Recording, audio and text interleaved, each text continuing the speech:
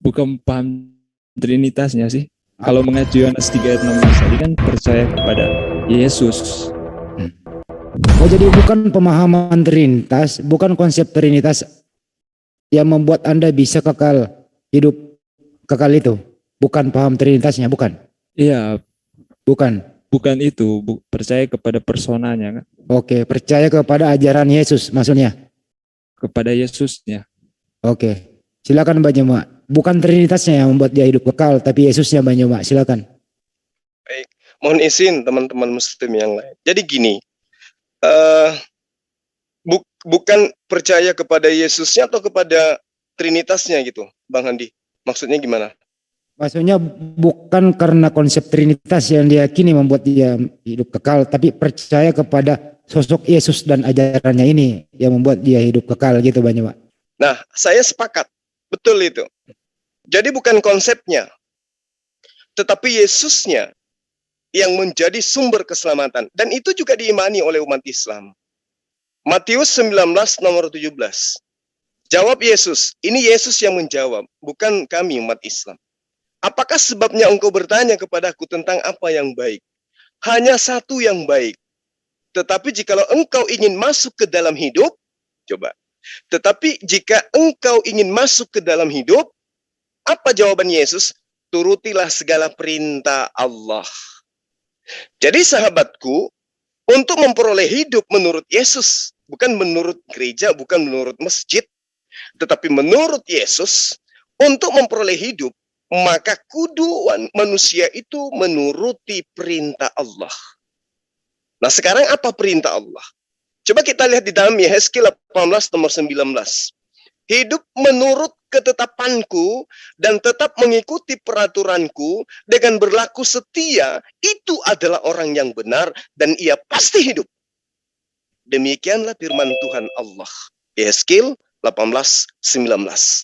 Jadi lagi-lagi yang harus kita dudukkan di sini adalah pengajaran, perintah-perintah Allah, ketetapan-ketetapan Allah. Itu poin kedua. Poin ketiga, di dalam Yehezkiel 20 nomor 19. Akulah Tuhan Allahmu, hiduplah menurut ketetapanku dan lakukanlah peraturanku dengan setia. Keempat, Ulangan 11 nomor 1. Haruslah engkau mengasihi Tuhan Allahmu dan melakukan dengan setia kewajibanmu terhadap Dia dengan senantiasa berpegang pada segala ketetapannya, peraturannya, dan perintahnya. Satu lagi. Ya. Malikiya 4 nomor 4. Ingatlah kepada Taurat yang telah kuperintahkan kepada Musa hambaku di Gunung Horeb untuk disampaikan kepada seluruh Israel, yakni ketetapan-ketetapan dan hukum-hukum yang ada di dalamnya. Jadi sekali lagi saya ingin mengatakan bahwa konsep keselamatan itu, saya sepakat dengan sahabat saya dari Kristen, alhamdulillah, bahwa keselamatan itu hanya diperoleh dengan cara mengikuti instruksi Yesus. Apa itu? Turutilah segala perintah Allah. Itu poin. Nah, sekarang mari kita masuk ke dalam kesaksian Yesus. Karena Yesus itu juga bersyahadat. Yesus itu bersaksi tentang dirinya. Di dalam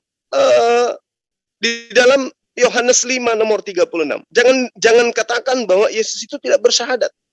Syahadat itu adalah persaksian. Yesus bersaksi tentang dirinya. Nah, sekarang kita, Islam Kristen, percaya nggak dengan kesaksian Yesus? Kalau percaya atau tidak percaya, saya sanksi. Kita sebagai pengikutnya atau orang yang percaya kepada dia, itu saya sanksi. Saya ragukan. Kesaksian Yesus tentang dirinya terekam di dalam Yohanes 5 nomor 36. Tetapi aku mempunyai suatu kesaksian yang lebih penting daripada kesaksian Yohanes. Coba kita dengar. Yesus loh yang mengatakan, aku punya kesaksian yang lebih penting daripada kesaksian Yohanes. Apa kesaksianku? Segala pekerjaan yang diserahkan Bapa kepadaku supaya aku melaksanakannya, pekerjaan itu juga yang kukerjakan sekarang, dan itulah yang memberi kesaksian tentang aku bahwa Bapa yang mengutus aku. Sederhana bukan keselamatan itu? Sederhana. Apa keselamatan itu?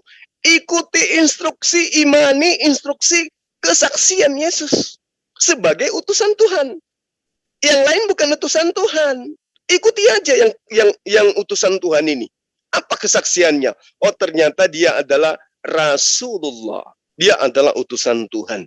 Lalu kemudian keberadaan dirinya kita nggak boleh menyangka, kita nggak boleh mengada-ngada, kita nggak boleh mengira-ngira. Oh, dia ini kayaknya adalah satu pribadi dari 3 pribadi Tuhan. Kayaknya. Tunggu dulu. Oh, dia ini kayaknya Mesias. Dia ini Tuhan yang datang, yang ditunggu-tunggu. Sabar, tunggu dulu. Kenapa? Di dalam kesaksian Yesus, dengan jelas dia menerangkan, pekerjaanku lah yang diserahkan Bapa kepadaku, yang aku laksanakan, itu yang bersaksi tentang diriku. Nah, sekarang pertanyaannya nih, bagi kita orang yang pernah belajar. Apakah kemudian semua rangkaian perbuatan-perbuatan yang dilakukan oleh Yesus, pekerjaan-pekerjaan yang dilakukan Yesus di depan Bani Israel pada kala itu, untuk mempersaksikan dirinya itu sebagai Tuhan pencipta alam semesta, atau untuk mempersaksikan dirinya sebagai utusan Tuhan, sebagai Rasul di atas muka bumi kepada Bani Israel. Harus kita jujur, kalau kita mau memperoleh hidup yang kekal. Harus mengedepankan ajaran Yesus kalau kita ingin memperoleh hidup yang benar. Segala pekerjaan Yesus yang dipertontonkan kepada Bani Israel itu untuk mempersaksikan dirinya kepada Bani Israel, dia bukan anak haram. Dia bukan anak hasil zina, tetapi dia betul-betul adalah utusan Allah. Dia membangkitkan orang mati, orang buta melihat, orang lumpuh berjalan, orang yang lapar bisa makan sampai ribuan dengan 1 roti.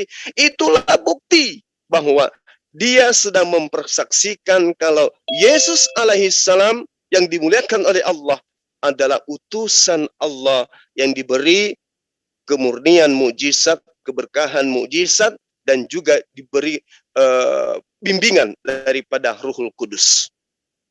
Artinya bahwa akan dibawa kemana iman kita ini sekarang? Percaya kepada Yesus kah? Tadi katanya percaya kepada Yesus. Kalau percaya kepada Yesus, wajib hukumnya percaya kepada kesaksian Yesus terhadap dirinya sendiri. Jangan percaya kepada orang lain yang hanya mengejar perpuluhan, lalu kemudian mengajarkan kita untuk menyembah utusan Tuhan yang sudah nyata bersaksi, aku utusan Tuhan. Jadi itu poin, keselamatan itu begitu. Sekali lagi teman-teman, khususnya kepada sahabat saya yang Nasrani, yang Kristen. Yesus menjawab kepada orang-orang yang ada pada masa itu. Apa sebabnya engkau bertanya kepada aku tentang apa yang baik? Hanya satu yang baik, hanya satu. Bukan 2, bukan 3, bukan 4. Hanya satu yang baik, kata Yesus. Tetapi jika engkau ingin masuk ke dalam hidup, turutilah segala perintah Allah. Nah, sekarang Bang Handi, habis ini kalau saya dikasih ruang waktu, saya ingin membuktikan ketika Yesus mengatakan turutilah segala perintah Allah, ternyata ajaran agama yang bergerilya dari Eropa masuk ke Nusantara ini itu tidak menuruti perintah Allah, tetapi justru mengatakan perintah Allah yang datang kepada Bani Israel itu adalah kutukan bagi manusia, sehingga harus ada yang membebaskan manusia dari perintah-perintah Allah itu tadi. Silakan Bang Handi, kalau saya dikasih ruang setelah ada teman-teman yang menambahkan, insya Allah saya akan mengupas sedikit tentang ini. Siapa yang kemudian menghapuskan perintah-perintah Allah yang kudu wajib dituruti menurut Yesus, dan siapa yang kemudian masih melanggengkan. Lanjut aja, Demikian, lanjut. Lanjut aja, kita beri kesempatan dulu ke Pak Domprinya untuk menanggapi. Silakan Mas Dompri. Saya sepakat ya untuk percaya kepada Yesus dan ajarannya dan teladannya yang diberikan. Itu saja sih. Lanjut Bang Juma, percaya kepada teladan Yesus. Baik. Alhamdulillah ya, sahabat kita percaya kepada teladan Yesus. Artinya ketika Yesus itu mengatakan, aku datang bukan atas kehendakku sendiri. Berarti aku ini adalah orang yang harus berserah diri kepada Dia yang telah mengutus aku. Yesus seorang Muslim yang taat. Aku berkata-kata bukan dari diriku sendiri. Apa yang aku katakan adalah apa yang diperintahkan oleh Bapa untuk aku sampaikan dan untuk aku katakan dan aku sampaikan. Dia adalah seorang muslim yang taat. Tidak pernah dia membangkang, tidak pernah membantah kepada yang mengutus beliau. Nah, lalu kemudian di dalam pengajaran beliau, ini yang selalu disalahartikan dan kemudian selalu saja dibengkokkan oleh orang-orang yang menginginkan menggenapi ajaran yang dinubuatkan Yesus di dalam mana? Di dalam Lukas 23 nomor 15 itu tadi. Saya hanya ingin mengatakan begini, di dalam Matius 15. Subhanallah. Di dalam Matius 5. Karena aku berkata kepadamu, kita mulai dari nomor 17 ya di Matius 5 itu. Jangan kamu menyangka. Nah, ini teguran ini. Ini teguran, ini ultimatum oleh Yesus, konsep yang diajarkan kepada Bani Israel, sekali lagi kepada Bani Israel, kepada orang-orang yang ada di sekelilingnya, murid-muridnya. Jangan kamu menyangka bahwa aku datang untuk meniadakan hukum Taurat. Hukum Taurat itu tadi kan di awal saya sudah mengatakan ya, sahabat-sahabat, hidup menurut ketetapanku dan tetap mengikuti peraturanku dengan berlaku setia, maka orang itu akan menjadi orang benar dan orang itu pasti hidup. Demikianlah firman Tuhan. Yang dirujuk di sini adalah hukum Taurat. Ini saya kembali untuk merefresh ulang apa yang kemudian yang dikatakan oleh Yesus, jangan kau menyangka. Ulangan 11 nomor 1, haruslah engkau mengasihi Tuhan Allahmu dan melakukan dengan setia kewajibanmu terhadap Dia dengan senantiasa berpegang pada segala ketetapannya, peraturannya, dan perintahnya. Itu. Lalu kemudian Yesus datang di tengah-tengah Bani Israel. Hai kamu, jangan kamu menyangka bahwa aku datang untuk meniadakan hukum Taurat dan kitab para nabi. Aku datang bukan untuk meniadakannya, melainkan untuk menggenapinya. Menggenapi ini apa? Menggenapi, melengkapi, menyempurnakan. Jadi jangan menyangka bahwa aku datang untuk meniadakan peraturan-peraturan Tuhan yang datang kepada Bani Israel. Jangan kau sangka. Jadi kalau menyangka aja nggak boleh, bagaimana mungkin kemudian aturan Tuhan ini yang merupakan ketetapan Tuhan dianggap sebagai sebuah kutukan bagi manusia. Data selanjutnya, Yesus berkata kepada mereka, jangan kau menyangka, karena aku berkata kepadamu, sesungguhnya selama belum lenyap langit dan belum lenyap bumi, satu iota atau satu titik pun tidak akan ditiadakan dari ketetapan-ketetapan Tuhan atau aturan-aturan Tuhan atau hukum Taurat sebelum semuanya terjadi. Nah, ini yang selalu diplesetkan 3 kata ini. Sebelum semua terjadi selalu diplesetkan bahwa sebelum Yesus disalib. Padahal itu nggak nyambung itu. Sebelum semua terjadi itu korelasinya kembali kepada anak kalimat yang diutarakan di dalam Matius 5 nomor 18 itu. Karena aku berkata kepadamu, sesungguhnya selama belum lenyap langit dan bumi. Jadi sebelum semuanya terjadi, maksudnya sebelum lenyap langit dan bumi, satu iota atau satu titik pun tidak akan ditiadakan dari hukum Taurat. Nah, di sini jelas di sini nanti bagaimana kemudian penggambaran daripada orang-orang yang menghilangkan hukum Taurat. Karena itu siapa yang meniadakan salah satu perintah hukum Taurat, sekalipun yang paling terkecil, nah yang paling terkecil, dan mengajarkannya demikian kepada orang lain, ia akan menduduki tempat yang paling rendah di dalam kerajaan sorga, ya, bukan kerajaan sorga di sini sebenarnya, tapi yang benar adalah menduduki tempat yang paling rendah di dalam kerajaan langit. Tetapi siapa yang melakukan dan mengajarkan segala perintah-perintah hukum Taurat, ia akan menduduki tempat tertinggi di dalam kerajaan langit. Artinya yang tadi berbicara neraka, kemudian yang mengajarkan perintah-perintah Taurat itu didudukkan di dalam sorga. Atau kerajaan langit yang tertinggi. Ini sudah jelas ini, sudah nyata ini. Artinya bahwa kalau tadi kita di awal mengatakan dalam Matius 19 nomor 17, bahwa untuk memperoleh hidup itu adalah turutilah segala perintah Allah, maka tidak mungkin kemudian Matius ini bisa menghilangkan Yesus ini bisa menghilangkan semua perintah Tuhan yang datang kepada Bani Israel. Nah, sekarang kita lihat. Kalau Yesus mengatakan jangan kau menyangka, kemudian ada yang bukan hanya sekedar menyangka, tetapi menuduh bahwa hukum Taurat itu adalah sebuah kenistaan, sebuah kutukan yang harus dilepaskan manusia ini dari hukum Taurat itu sendiri. Saya coba mengurai dari dari Filipi 3 nomor 4, nomor 5, nomor 6. Atau saya ambil saja yang sederhana di Roma 7 nomor 9, nomor 10 karena ini data lebih familiar. Dahulu aku hidup tanpa hukum Taurat. Akan tetapi sesudah datang perintah itu, dosa mulai hidup. Sebaliknya aku mati, ya. Dan perintah yang seharusnya membawa kepada hidup, ternyata bagiku justru membawa kepada kematian.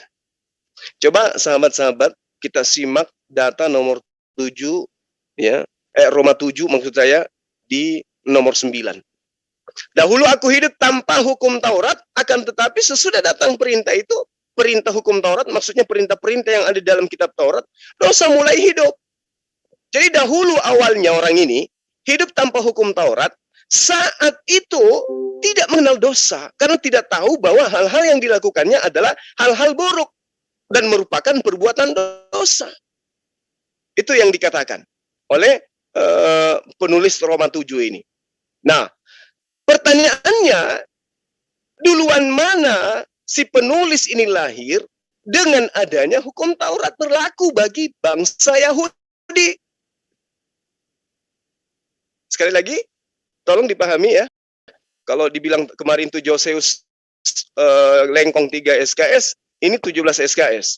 Roma 7 nomor 9, dahulu aku hidup tanpa hukum Taurat. Nah, ini dahulu maksudnya ini hukum Taurat ini kan zaman Musa. Hukum Taurat ini zaman Musa, Paulus ini kalau nggak salah hidup 2 tahun sebelum Masehi. Kalau nggak salah, nanti datanya dibenarkan kalau saya keliru. Sementara Musa itu ribuan tahun. Ya.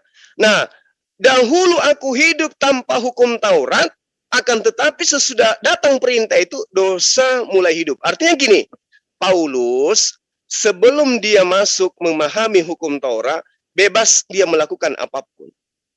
Tetapi setelah dia menobat, dia memasukkan dirinya untuk menjadi pengikut Taurat, dia mulai terikat dengan hal yang sifatnya melahirkan dosa. Maka muncul pertanyaan, duluan mana Paulus lahir dengan adanya hukum Taurat berlaku bagi bangsa Yahudi? Tentu lebih dulu hukum Taurat. Artinya, dahulu pada awalnya, ya, penulis daripada Roma 7 ini, kita sebut saja namanya Paulus, itu tidak taat kepada hukum Taurat. Ataupun boleh dikatakan dia ini tidak mengenal hukum Taurat. Nah, selanjutnya, setelah mengenal hukum Taurat, Paulus merasa binasa karena mengetahui segala perbuatan selama ini adalah dosa menurut hukum Taurat. Dan dosa mulai hidup bagi dirinya sejak dia mengenal hukum Taurat. Lalu sedikit lagi kita lihat di dalam Roma 7 nomor 10 tadi. Di data ini dikatakan sebaliknya aku mati dan perintah yang seharusnya membawa kepada hidup ternyata bagiku justru membawa kepada kematian.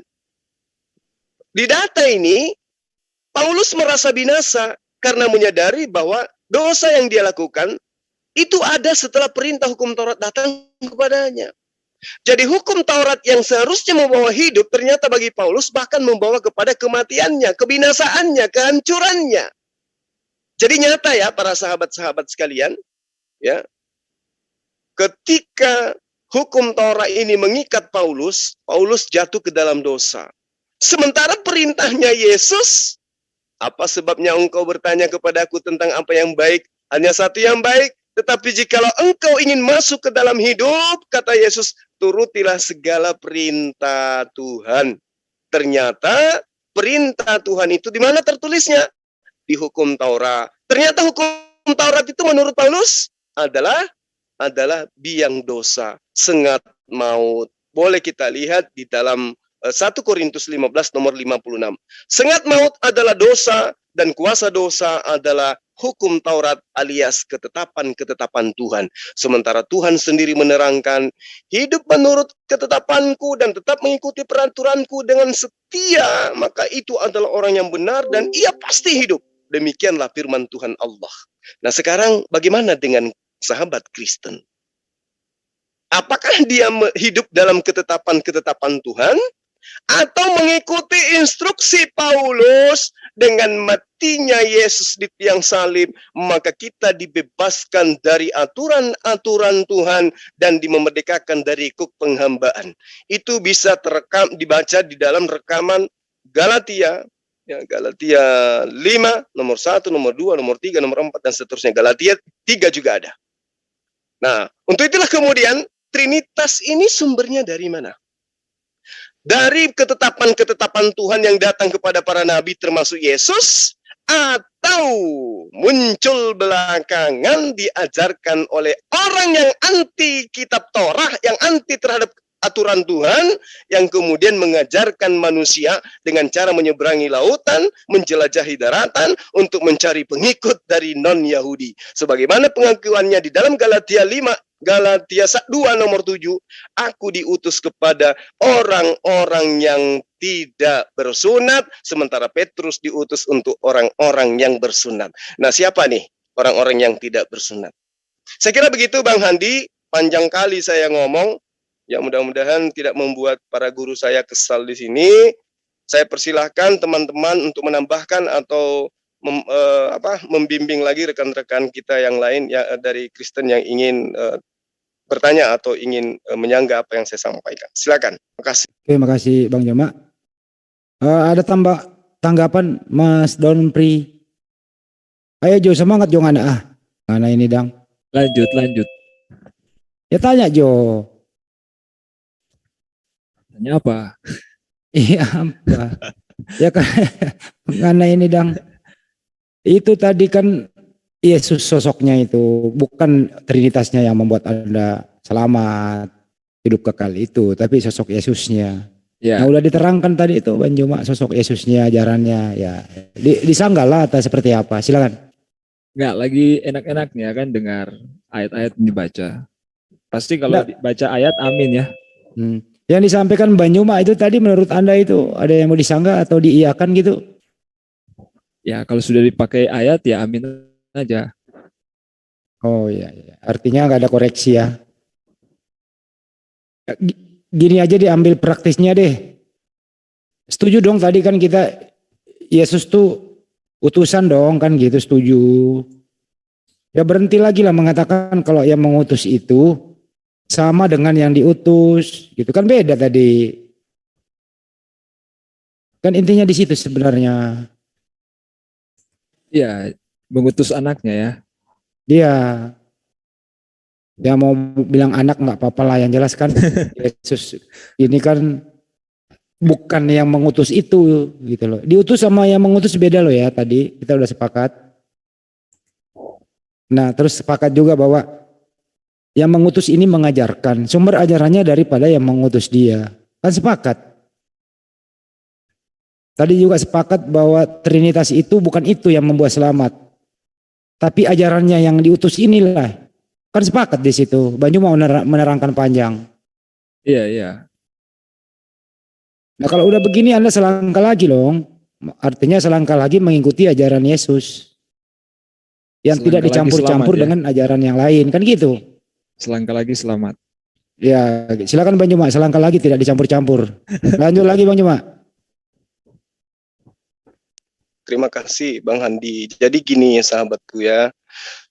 Kenapa kemudian Allah mengutus Al-Quranul Karim? Mohon maaf saya harus adil di sini ya. Tidak hanya membahas tentang Bible, tapi juga harus membahas Quran. A'udzubillahi minasyaitonirrajim. Bismillahirrahmanirrahim. Inna anzalna Taurata fiha hudan wa nur yahkumu biman bihan nabiyuna alladhina aslamu lilladhina hadu warrabbaniyun wal ahbar bima stuhfizu min kitabillahi wa kanu alaihi syuhada ولا تنسوا الناس واخشوني ولا تشتروا بآياتي ثمنا قليلا ومن لم يحكم بما أنزل الله فأولئك هم الكافرون. Jadi di ayat ini Allah menerangkan, mengukuhkan kedudukan kitab Taurat. Apa yang diterangkan oleh Allah? Inna anzalat Taurat. Sungguh kami yang mewahyukan kitab Taurat. Lalu apa sih Taurat itu? Menurut Al-Quran, fiha, padanya huda wa nura. Di dalamnya ada petunjuk. Di dalamnya ada cahaya. Ini nggak bisa dipungkiri oleh umat Islam. Bahwa kitab Taurat itu seperti itu adanya. Memberikan petunjuk, di dalamnya ada cahaya. Siapa yang mengikuti itu berdasarkan kepada siapa kitab itu diwahyukan, maka dia akan selamat. Yahkumu bihan nabiyyuna alladhina aslamu lilladhina hadu warrabbaniyuna wal ahbaru bimas tuhfizu min kitabillah wa kanu alaihi syuhada. Jadi diterangkan bahwa yang dengan kitab itu para nabi yang berserah diri kepada Allah memberi keputusan atas perkara orang Yahudi.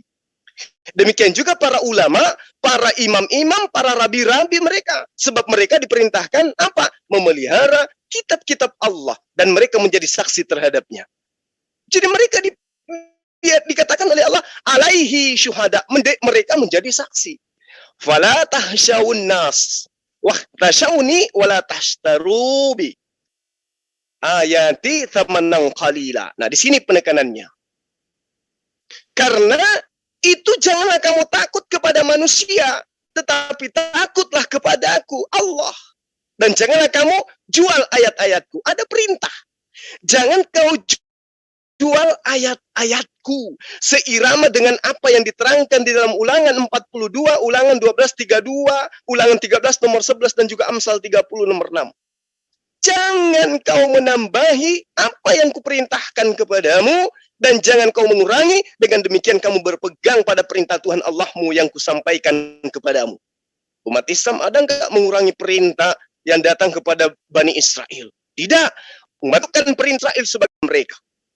Tapi ada kemudian orang dengan beraninya mengatakan, hukum Tuhan, ketetapan Tuhan yang diingatkan di dalam kitabnya Nabi Musa, jangan kau menambahi, jangan kau mengurangi perintahku. Ternyata itu dihapus dengan mengatakan itu adalah kutuk bagi manusia. Sehingga harus ada yang menebus mereka dari kutukan yang adalah aturan-aturan Tuhan. Nauzubillah tsumma nauzubillah. Lalu kemudian Allah menerangkan. Ketika tadi dikatakan jangan kau menjual. Jangan kau jual ayat-ayatku dengan harga murah. Hanya karena ingin disembelih lehermu, kamu tukar kebenaran firmanku dengan itu. Untuk menggenapi kemudian Ulangan 18 nomor 20, siapa yang berkata tidak berdasarkan atas firmanku, maka orang itu harus dibunuh. Lalu Allah menerangkan, barang siapa tidak memutuskan dengan apa yang diturunkan oleh Allah, maka mereka itulah orang-orang kafir. Faulaika humul kafirun.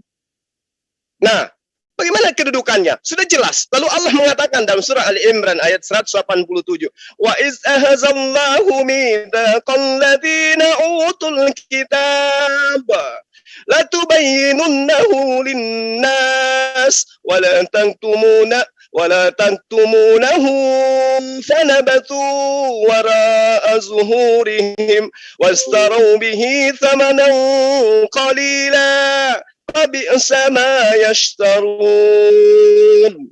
Dan ingatlah kata Allah, ketika Allah mengambil janji dari orang-orang yang telah diberi kitab. Siapa yang diberi kitab ini? Bani Israel. Diberi janji, hendaklah kamu benar-benar menerangkan isi kitab itu kepada manusia. Ya, itu perintahnya Allah. Alladzina utul kitaba la tubayyinunna linnas wa la taktumunah fanabathu wara'a zuhurihim washtarau bih thamanan qalila. Terangkan Apa yang ada dalam isi kitabmu, terangkan kepada manusia. Dan jangan kamu menyembunyikannya. Itu perintahnya. Apatah lagi, mereka melemparkan janji itu ke belakang punggung mereka. Dan menjualnya dengan harga murah. Hanya karena ingin digor, kemudian perintah Tuhan diganti dengan perintah yang dituliskan dengan berdasarkan huruf-huruf yang disusun dengan tangannya sendiri. Maka itu kata Allah, fabi'sa ma yashtarun. Ya, seburuk-buruknya jual beli yang mereka lakukan. Na'udzubillah, summa na'udzubillah. Nabi Musa alaihissalam di dalam kitabnya mengatakan begini. Sebagai orang yang diutus oleh Allah membebaskan Bani Israel keluar dari perbudakan Mesir. Lalu dengan tidak puasnya orang-orang ini, si Tegur Tengku ini, itu minta bukti mukjizat dari Tuhannya Nabi Musa. Jika Tuhanmu benar, wahai Musa, jangan hanya membebaskan kami dengan dari perbudakan. Jangan hanya bela lautan, apa sih itu? Turunkan dari langit makanan kalau Tuhanmu maha kuasa, wahai Musa. Na'udzubillah. Maka Musa mengatakan, aku melihat kedegilanmu, sedangkan aku masih hidup. Engkau sudah memperlihatkan tegar tengkumu, pembangkanganmu kepada Allah. Bagaimana nanti ketika aku sudah mati, kata Musa. Jadi jangan kemudian kita bermimpi hari ini, para sahabat-sahabat sekalian, Allah yang mewahyukan Al-Quran kepada baginda Isa alaihissalam. Kemudian kita bermimpi ketika Allah menerangkan, in huwa illa abdun an'amna alaihi wa ja'alnahu mathalan li bani Israil. Jangan pernah kita mimpi hari ini apa yang Allah berikan kepada Nabi Isa alaihissalam atau yang disebut Yesus oleh sahabat Kristen masih bisa kita temukan hari ini secara murni. In huwa illa abdu an'amna alaihi wa ja'alnahu mathalan li bani Israil. Jangan pernah mimpi. Kenapa? Zaman Musa menunjukkan bola lautan. Zaman Musa menunjukkan bagaimana mereka yang tadinya ditindas Firaun. Saat Musa ketika mereka melihat makanan jatuh dari langit saja, tidak percaya kepada Allah, tidak percaya kepada Musa. Musa menerima 2 loh batu, apa yang dilakukan oleh mereka? Mengumpulkan emas, kemudian membentuk patung lembu. Disembah selain daripada Allah yang nyata-nyata telah membebaskan mereka dari perbudakan Mesir. Kalau tegar tengkuknya sudah separah itu, lalu kemudian datang Nabi Isa alaihissalam memberikan sebuah pengajaran tauhid, maka jangan heran ketika tauhidnya berubah menjadi Trinitas. Jangan heran. Jangan heran. Karena Isa ketika datang, Yesus ketika datang, apakah dia ini diterima oleh mereka? Lah, tidak sama sekali. Padahal diterangkan oleh Al-Quran, ini sangat jelas. Wa innahu la ilmul lis-sa'ah fala tamtarunna biha wattabi'u hadza siratul mustaqim. Ada jalan lurus yang ditunjukkan oleh Isa atau Yesus. Apa itu? Sembahlah Allah, Tuhanku dan Tuhanmu. Wahai Maria, datang kepada saudara-saudaraku, katakan kepada mereka, aku pergi kepada Bapakku dan Bapakmu, Tuhanku dan Tuhanmu. Subhanallah. Jadi kalau kita melihat para sahabat-sahabat sekalian, hari ini ketika diperintahkan kemudian oleh Allah di dalam kitabnya Nabi Musa, di dalam terjemahan yang mereka sahabat Kristen masih pegang hari ini, jangan kamu menambahi apa yang kuperintahkan kepadamu, jangan kau mengurangi, dengan demikian kamu berpegang pada perintah Tuhan. Lalu Amsal 30 nomor 6, jangan menambahi firman-Nya supaya engkau tidak ditegurnya dan supaya engkau tidak dianggap sebagai pendusta. Bagaimana ketika datang Yesus kepada Bani Israel? Apakah Yesus itu senang? Apakah Yesus itu bergembira? Oh, alhamdulillah. Shalom. Keselamatan itu, kebenaran itu ternyata betul-betul ada di tengah-tengah Bani Israel. Adakah demikian? Atau Yesus justru mengutuk mereka? Ular beludak yang dikatakan kepada mereka. Boleh kita baca di dalam Matius 23 nomor 33 sampai 36. Angkatan ini, kata Yesus, yang dimaksud oleh mereka tidak akan lekang dari api neraka. Dan ini digenapi oleh angkatan ini. Siapa mereka? Orang-orang yang ada di tengah-tengah Bani Israel. Makanya Yesus itu tidak pernah mengatakan ini, waspadalah kepada orang Arab. Waspadalah kepada Bani Ismail. Waspadalah kepada orang Islam. Nggak pernah. Tapi Yesus selalu menyeru, waspadalah kepada siapa? Orang Farisi, orang Saduki, ahli Torah, dan seterusnya. Kenapa harus waspada kepada ahli Torah? Karena Allah menerangkan, wa iz ahazallahu mitsaqal ladina utul kitaba la tubayyinunnahu linnas wa la taktumuna wa nabathuhu wara'a zuhurihim wastarau bihi thamanan qalila wa bi'sa ma yashtarun. 1400 tahun silam Allah menerangkan kenapa Yesus itu selalu waspada kepada ahli Torah, waspada kepada ahli kitab, waspada kepada orang Farisi, waspada kepada orang Saduki. Kenapa? Dijawab oleh Al-Quran. Mereka itu kudu sering melemparkan firman Tuhan, melemparkan janji-janji Tuhan kepada mereka. Mereka tidak menganggap semua itu. Maka kata Allah, Fabi sama yashtarun. Maka itu seburuk-buruk jual beli yang mereka lakukan. Sekarang kita duduk ngopi nih bareng Islam, Kristen, Yahudi. Yuk kita jujur-jujuran. Siapa yang memuliakan Yesus yang datang kepada Bani Israel? Yahudi mengatakan Yesus itu kami tidak kenal. Mahua, siapa dia? Kami tidak kenal. Ya, Mahua, kami tidak kenal dia. Bahkan di dalam tafsiran mereka terhadap kitab mereka, ada sosok nama orang dikatai Yesus, nanti kelak dibakar di neraka dengan tinja mendidih. Astaghfirullahaladzim, ya Karim. Bagaimana dengan Kristen? Oh, Kristen itu sangat memuliakan Yesus. No. Apa bukti dia dimuliakan? Saya kasih contoh analogi sederhana. Presiden kita adalah Bapak Jokowi yang terhormat. Wakilnya siapa? Pak Kiai. Ya. Ketika Pak Kiai sebagai wakil lewat di depan kita, lalu kemudian kita panggil, Assalamualaikum Pak Presiden. Kira-kira Pak Amin Ma'ruf ini sebagai wakil senang nggak dipanggil Pak Presiden depan banyak orang? Senang nggak kira-kira Bang Handi? Tentu tidak. Tentu tidak. Meskipun gelar presiden itu adalah gelar tertinggi di negara ini. Tentu tidak. Kenapa? Karena bukan pada porsinya. Bukan pada tempatnya. Itu penghinaan. Itu penistaan. Pelecehan terhadap wakil presiden. Begitu juga Yesus.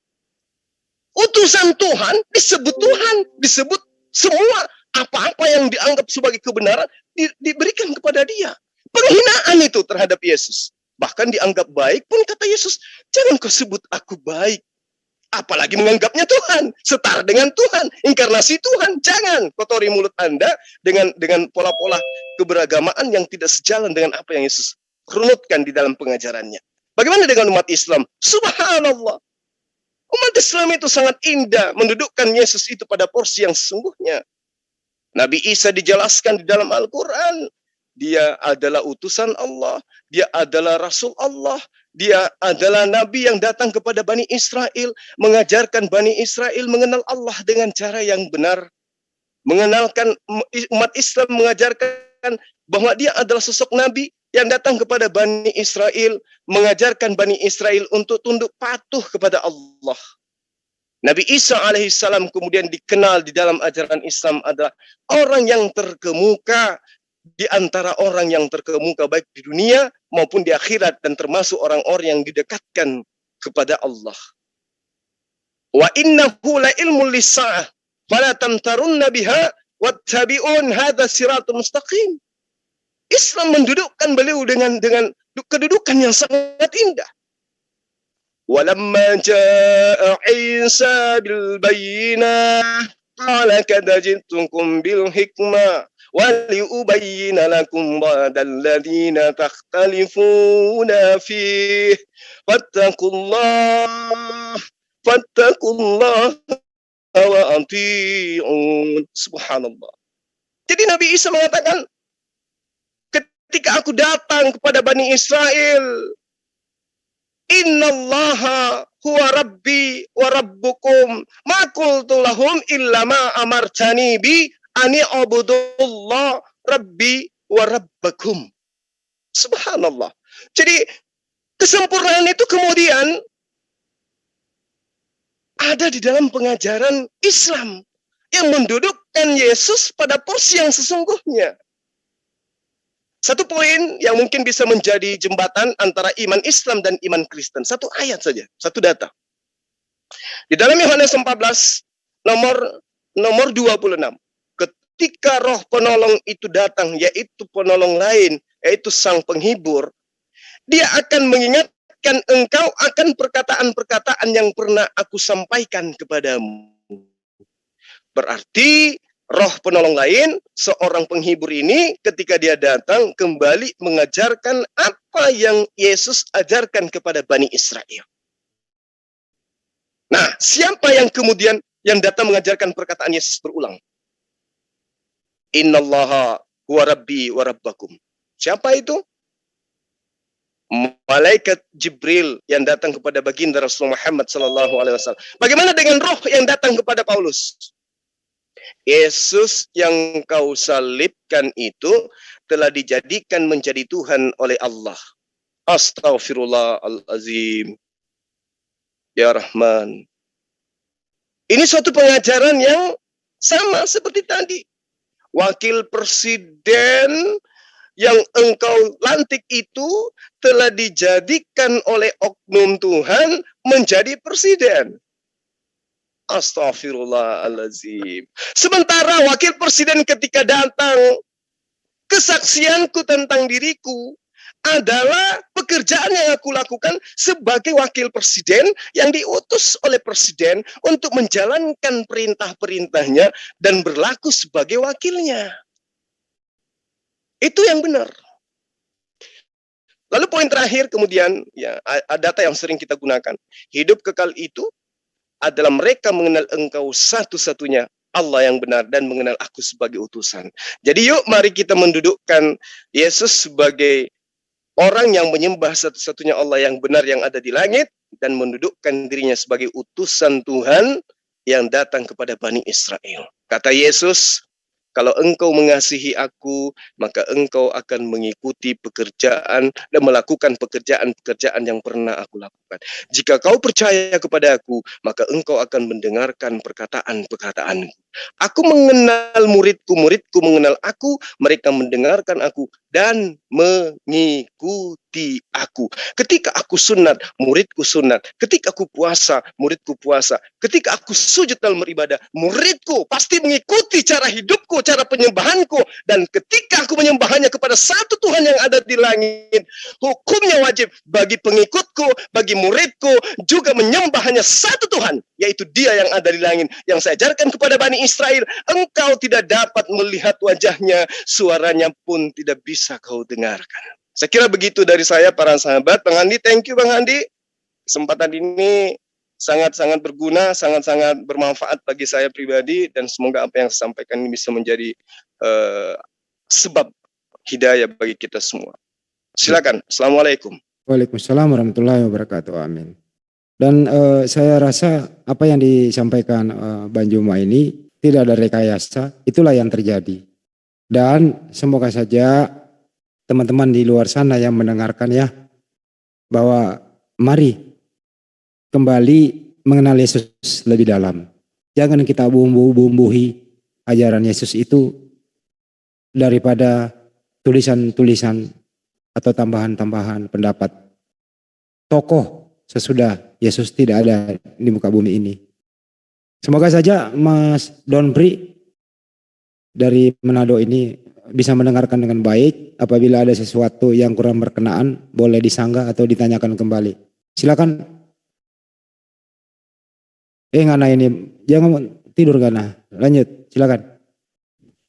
Lanjut. Iya, apa Jo yang Anda tidak sesuai dengan Bang Juma? Tidak sesuainya di mana ya? Maksudnya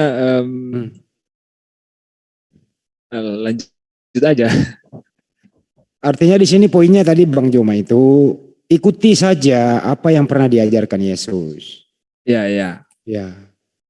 Artinya lagi adalah waktu Yesus hidup itu, Yesus itu berdoa kepada Tuhan yang ada di langit, yang mengutus Dia, gitu loh. Artinya kalau Yesus pernah berdoa, sujud, berdoa kepada yang mengutus Dia, ya kemungkinan kalau bisa ya ikuti itu dan berhenti berdoa kepada Yesus. Kan begitu ya bro, setuju nggak? Kita lihat teladannya ya. Tuhan berdoa, Ya, kita juga perlu menjadi orang-orang yang berdoa ya. Saya amin sih poin itu. oke. Poinnya, Bang Juma, poinnya diaminkan semua Bang Juma. Iya, jadi eh, gimana ya? Innallaha huwa rabbi wa rabbukum fa'budu hadza siratum mustaqim. Jadi di Al-Qur'an, ya kenapa saya membawa Al-Qur'an? Karena Al-Quran ini tidak berasal daripada ahli kitab. Kalau ahli kitab itu adalah orang-orang yang kepada mereka sudah bersusun-susun nabi yang diutus kepada mereka, dan kepada mereka juga sudah diwahyukan beberapa kitab. Tapi Al-Quran ini diwahyukan kepada orang yang tidak terpelajar, dan dia seorang diri.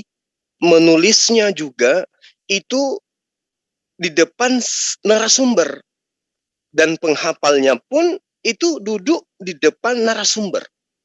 Narasumbernya ini yang jadi pertanyaan, yaitu baginda Rasulullah Muhammad Sallallahu Alaihi Wasallam. Beliau bukan orang terpelajar, dia nggak bisa bahasa Ibrani, nggak ngerti bahasa Aramaik, apalagi bahasa Yunani. Sementara cerita-cerita tentang Nabi terdahulu sampai kepada beliau itu tidak pernah. Tapi kenapa kemudian diterangkan di dalam Al-Quran, ma yatihim min nabiyyin illa kanu bihi yastahzi'un. Orang-orang yang datang, nabi yang datang kepada mereka, tak satu pun pasti diolok-olok. Nah, inna nazzal, dikatakan oleh Allah, sesungguhnya aku tidak mengutus seorang rasul pun sebelum engkau Muhammad, selain aku ajarkan kepada mereka, kepada mereka tidak ada Tuhan selain aku. Karena itu sembahlah aku. Nah, dari mana Rasulullah Muhammad SAW menerima semua ini? Ternyata dia berasal dari pewahyuan. Nah, semalam saya dengan pendeta Josias Lengkong, kenapa saya ada bersikeras di situ? Karena wahyu itu tidak sembarangan. Wahyu itu tidak ketika diterangkan, oh, ini tulisan Rasul, ini tulisan, lantas kemudian dikatakan wahyu. Tidak. Ada konsep, ada rukun-rukun yang harus terpenuhi. Baru kemudian sebuah informasi, sebuah data dikatakan dituliskan berdasarkan pewahyuan. Nggak boleh asal-asal. Nah, lalu kemudian ketika sahabat saya mengatakan semua yang saya uraikan, bukan semua, tapi tentang apa yang kemudian Yesus contohkan itu patut diteladani. Berarti Anda sudah menjadi pengikut Yesus. Tinggal satu. Ketika Yesus mengatakan begini, Shalom alaihim, aku tinggalkan keselamatan, ajaran damai sejahtera untukmu. Jika hidup keberagamaanmu tidak lebih baik dari ahli Taurat dan orang Farisi, maka engkau tidak akan masuk ke dalam kerajaan Tuhan. Satu. Kedua, masih banyak yang ingin aku ajarkan kepadamu, tapi saat sekarang kamu belum sanggup untuk menanggungnya. Sementara Yesus ketika berada dengan Bani Israel, yang diajarkan apa? Kembali kepada Matius 5. Siapa yang meniadakan salah satu perintah hukum Taurat, meskipun yang paling terkecil, dan mengajarkannya demikian kepada orang lain, maka ia akan menduduki tempat yang paling rendah di dalam kerajaan langit. Artinya, ketika Yesus mengatakan, tetapi siapa yang melakukan dan mengajarkan segala perintah-perintah hukum Taurat, ia akan menduduki tempat tertinggi di dalam kerajaan langit. Artinya, kesehariannya Yesus dengan murid-muridnya berlomba-lomba melakukan perintah Tuhan yang termaktub di dalam hukum Taurat. Tapi ternyata meskipun mereka berlomba-lomba melaksanakan perintah, syariat, hukum, ketetapan, aturan Tuhan yang ada di dalam hukum Taurat, kata Yesus, jika hidupmu tidak lebih baik dari ketetapan-ketetapan yang ada di dalam ketetapan hukum Taurat itu, maka engkau tidak akan masuk ke dalam kerajaan langit. Itu pernyataan Yesus. Artinya bahwa ketika Yesus mengatakan ketetapan Torah itu harus dilakukan, ternyata masih banyak ketetapan yang belum diajarkan oleh Yesus, yang belum diajarkan disebabkan oleh karena masa itu belum mampu dilaksanakan oleh umat Tuhan atau hamba Tuhan. Belum sanggup. Nah, sekarang pertanyaannya, apakah Kristen ini menggalakkan gerakan melaksanakan perintah-perintah Tuhan yang ada di dalam kitab Torah, atau kemudian meninggalkan itu semua dengan mengatakan kita sudah ditebus, tak apalah kita meninggalkan itu semua, karena itu dikhususkan untuk Bani Israel saja. Sekarang saatnya kita itu ya bernyanyi, memuji, itu sekarang gak perlu lagi melakukan hal-hal yang baik. Apa betul kayak begitu? Kalau karena kasih, Yesus menerangkan masih banyak yang ingin aku ajarkan, tapi engkau belum sanggup untuk menanggungnya sekarang. Lalu kapan wahai Yesus saya menanggungnya? Tunggu ketika dia sudah datang, yaitu dia yang akan mengajarkan segala sesuatunya tentang hukum-hukum, keadilan, pengisapan dunia akan dosa, maka turutilah dia. Itulah jalan yang lurus, kata Yesus. Di mana tertera itu? Yohanes 16, nomor 7 sampai nomor 15. Silakan dibaca. Jadi ternyata kehidupan setelah kehidupan ahli Taurat yang merupakan ketetapan-ketetapan Tuhan, akan datang aturan-aturan dan ketetapan-ketetapan Tuhan yang meliputi roh dan juga jasmani. Aturan baiknya meliputi aturan roh dan jasmani, bukan hanya roh saja. Karena kenapa? Yesus mengatakan, jika hidup keberagamaanmu tidak lebih baik. Nah, lalu kalau kemudian dasar pijakannya adalah masih banyak yang ingin aku ajarkan kepadamu, tapi kamu belum sanggup untuk menanggungnya. Kalau jawabannya itu ternyata adalah ajaran kasih, tunggu dulu. Kenapa rupanya? Kok dibilang tunggu? Ya tunggu dulu. Kenapa rupanya? Ternyata sebelum Yesus itu datang, ajaran kasih itu sudah diajarkan jauh sebelum Maria ngidam menghamilkan anaknya, melahirkan Yesus. Jauh sebelum Yesus datang ke atas muka bumi ini, ajaran kasih itu sudah ada. Kasihilah Allahmu. Ya. Itu perintahnya jelas. Jika engkau tidak mengampuni dosa saudaramu, maka Bapa yang ada di surga tidak akan mengampuni dosamu. Ajaran kasih itu sudah ada, itu diajarkan. Berarti bukan itu yang dimaksud oleh Yesus. Lalu apa yang dimaksud oleh Yesus? Yang dimaksud oleh Yesus adalah hukum-hukum. Hukum apa? Hukum waris, hukum ketatanegaraan, hukum perkawinan, hukum kekerabatan, hukum ekonomi, hukum politik, hukum militer. Itu yang akan diajarkan oleh dia yang datang setelah Yesus. Mengajarkan segala aspek kehidupan manusia tentang beribadah, berjalan ibadah, duduk ibadah, tidur ibadah, berbicara ibadah, diam juga ibadah. Itu yang diajarkan kemudian. Sulit, gak bisa dianut oleh orang yang hidup di masanya Yesus. Gak bisa. Karena memang belum cocok. Diwajibkannya sholat. Pada masa itu belum bisa. PDAM belum ada. Diwajibkannya berhaji bagi yang mampu. Belum bisa pada masa Yesus. Kenapa? Belum ada pesawat. Gak bisa.